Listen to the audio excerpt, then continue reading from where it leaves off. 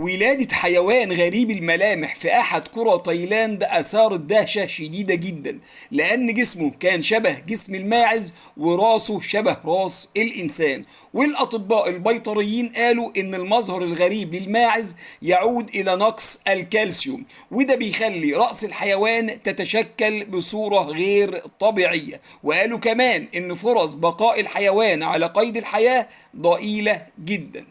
والظاهرة الغريبة دي ما كانتش الجديدة من نوعها، فقرية جانجابور بولاية آسام الهندية في ديسمبر 2021 كان فيها واقعة شبيهة لما أصيب مزارع هندي بالدهشة لحظة ولادة عنزة بوجه إنسان. المزارع ده كان اسمه شاكر داس، قال إن الحيوان المولود ظهر بوجه منتفخ وراسه تشبه راس الإنسان، وقال إن جيرانه كانوا بيتوافدوا على منزله لمشاهدة المنظر العجيب اللي صدمهم.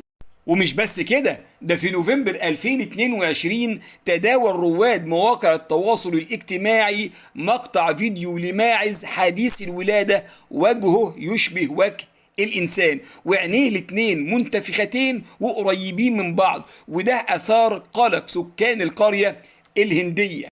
والطبيب البيطري مناف سينج قال إن الماعز حديث الولادة ده بيعاني حالة يطلق عليها عسر الهضم الرأسي، وقال إن الحالة دي تحدث في 1 من كل 50,000 حيوان.